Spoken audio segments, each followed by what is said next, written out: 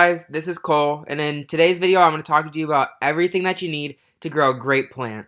Like I said in my last video, I was lucky enough to get more than one seed to try and plant. So by doing so, I was actually able to germinate the one using the paper towel and a Ziploc bag method, as well as the one where you soak and plant it immediately.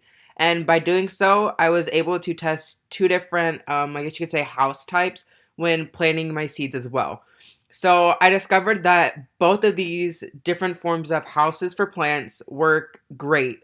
So the first that I would say you could plant your beans in, once they finish germinating, is you should either plant it either in a plastic cup like this, which works very well, and you could also use something like just a normal pot like this. And in doing so, you don't want to get a pot that is way too big or a pot that is way too small. Because in doing so, you're either going to crowd the roots. Well, take back what I said about having it being too big. That's okay. But having a pot that can be too small can crowd your roots and cause them to not grow effectively and bring the water up to where it's needed within the plant. So the first thing you have to do once you decide that you want to move your germinated bean to its new home, you have to decide which type of soil you want to use.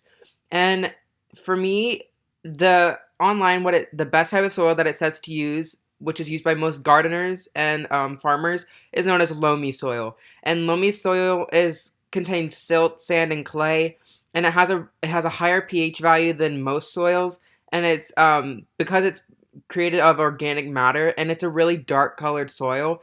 But I found that if you can't exactly find that exact soil, a great alternative would just be to use normal potting soil. Potting soil works just as good, and it has the right nutrients for plants to absorb and to use within its self. Finished planting your germinated bean, into your new home consisting of a great type of soil, the next thing you have to do is decide how much you want to water your bean. And what I found is that when using a spray bottle like I do, you're able to get around 1 milliliter of water for the bean in around 8 sprays. And when using a spray bottle, it's great because it allows for an equal distribution of water to the whole entire pot or the whole entire cup that you're using, which allows for all the roots to gather water and to bring it up through the plant in the xylem.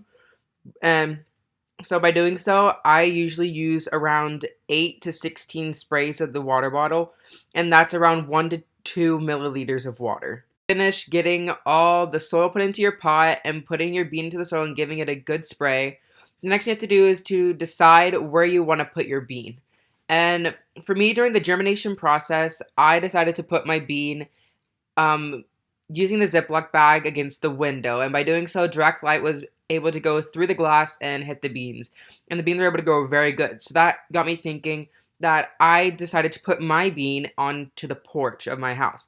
And by doing so, the sunlight would be able to directly hit the plant onto its leaves, and for photosynthesis to occur, and for sugar that is created during the photosynthesis to go throughout the plant through the phloem.